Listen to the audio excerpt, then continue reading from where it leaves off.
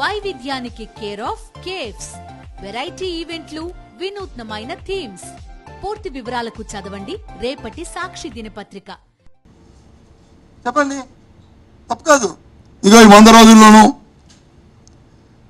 శాంతి భద్రతను చక్కగా పరిపాలించాం.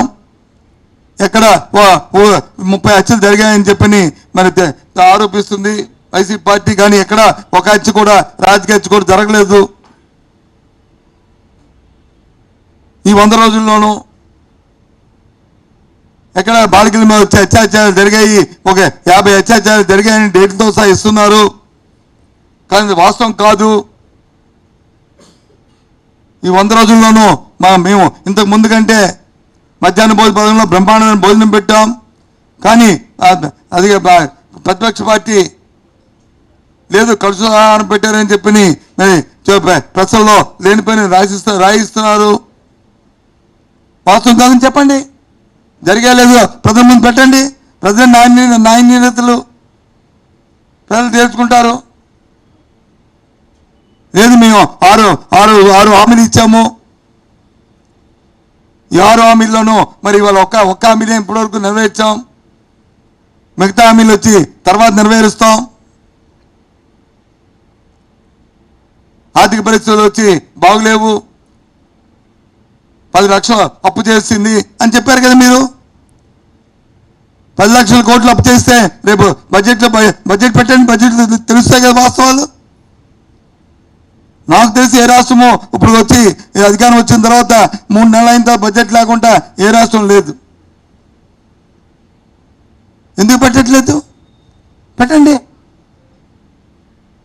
అంతకుముందు తెలుగుదేశం అధికారంలో ఉన్నప్పుడు 2019 వరకు రాష్ట్రం తాలూకా అప్పెంతో 4,50,000 కోట్ల ఉంది.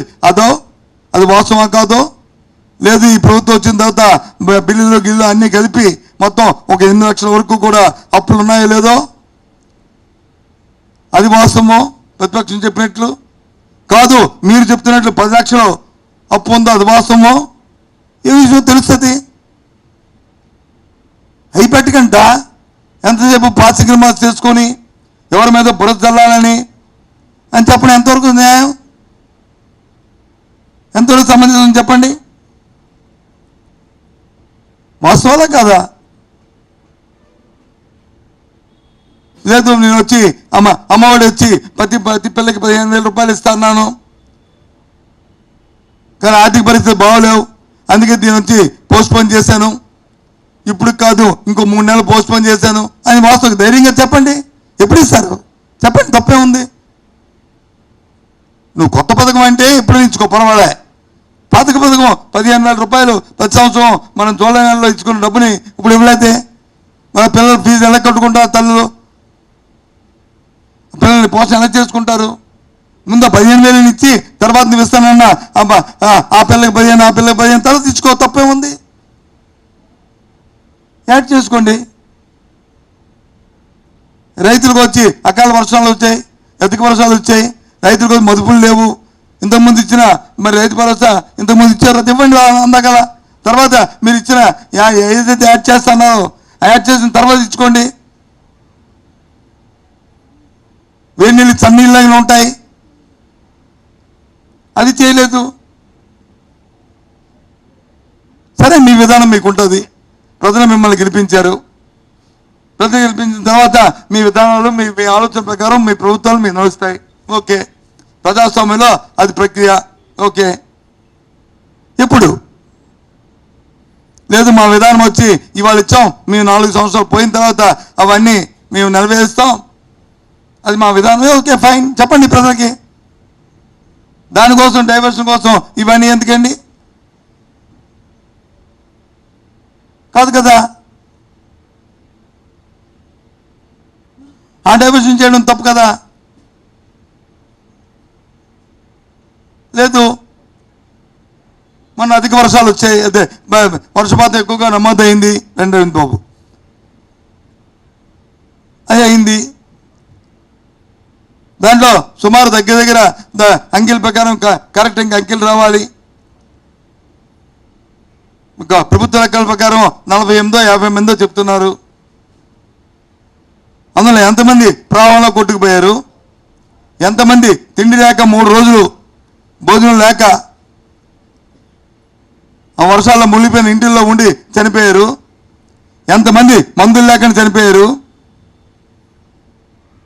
ఎంతమంది పిల్లలు వచ్చి మరి అందులో చనిపోయారు, చెప్పండి లెక్కలు. ఏమన్నా అడిగితే దాని గురించి అడిగితే 3 బోట్లు వచ్చి కొట్టేశాయి. ప్రకాశం బ్యారేజ్ దగ్గరికి పంపించేశారు. ప్రభుత్వమే ఏటి మీది?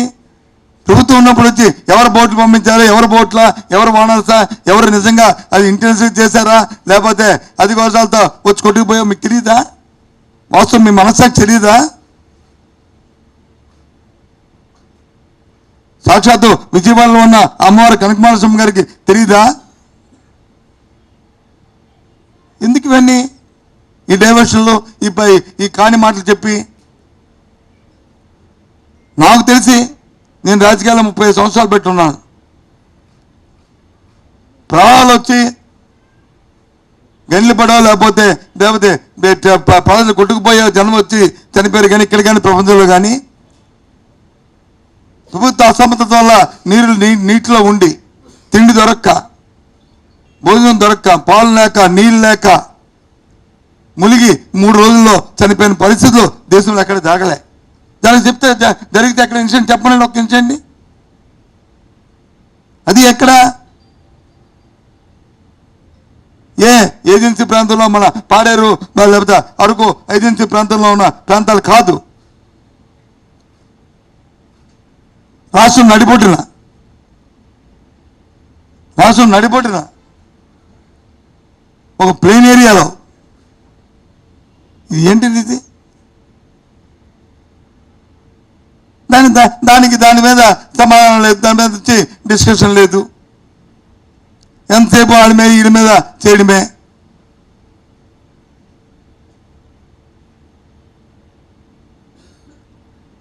మీరు 100 సంవత్సరాలు మీది మంచి పరిపాలన అని మీరు అనుకుంటున్నారు. Okay, fine. ప్రజల దగ్గరికి వెళ్తాను, వెళ్ళండి, ప్రజలే చెప్తారు వాస్తవాలు ఏటో. 10 రోజులు కాకపోతే 20 రోజులు తిరగండి, మేము వాడుద్దాంలే, మీ హక్కది, మీ పార్టీ పాలసీది.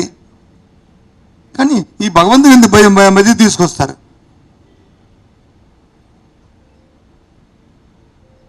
దేవుడితో రాజకీయాలేంటి?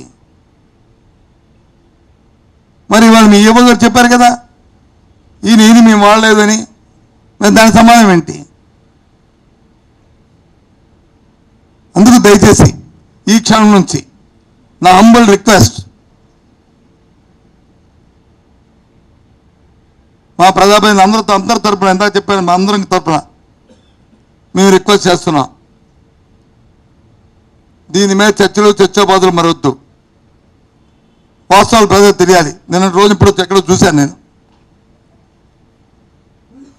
అంటే చెప్పచ్చు నాకు ఒక గౌరవం ఉంది కాబట్టి నేను చెప్తున్నాను.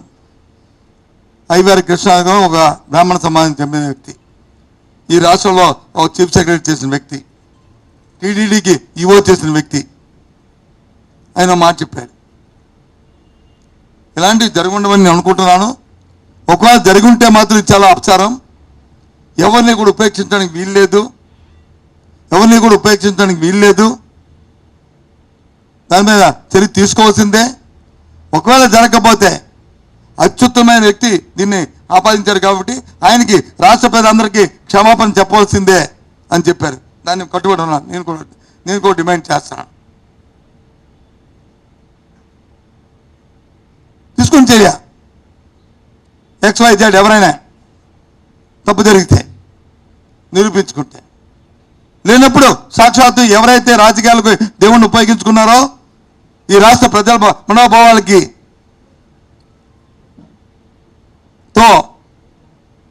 వాళ్ళు రాజకీయాలు చేద్దామనుకున్నారో వాళ్ళు ప్రజలకు క్షమాపణ చెప్పాల్సిందే.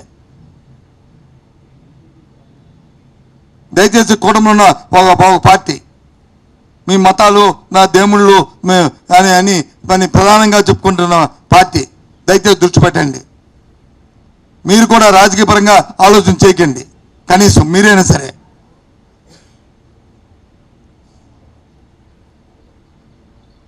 వాస్తవాలు పెద్దగా తెలియాలి. ఇవాళ కాకపోతే రేపు, రేపు కాకపోతే ఎల్లుండి, ఎల్లుండి కాకపోతే సంవత్సరం కాకపోతే 2 సంవత్సరాల తర్వాత నిజాలు బయట చెప్పాలి. ఉంటే శిక్షించబడాలి, లేకపోతే క్షమాపణ రావాలి. దీన్ని ఏంటనేది? అందుకే మిమ్మల్ని అందరిని పిలిచాను, పెట్టాను. సరే, ఆ ప్రభుత్వం తాలుగా గొప్పలాలు చెప్పుకోనండి. ఆ గొప్పలు ఏమిటో గొప్పలు కాదేంటో ఓ 2 నెలల్లో నేనైతే ప్రత్యక్షంగా అనుకుంది. సంక్రాంతి వరకు దీని మీద మాట్లాడకూడదు, సరే ప్రభుత్వానికి సమయం ఇద్దాంలే అనుకున్నాం. కానీ 100 రోజులు అనుకుని వాళ్ళే ముందు చెప్తున్నప్పటికీ అందుకు ఇప్పుడు చెప్పాను ఇవన్నీ కూడా.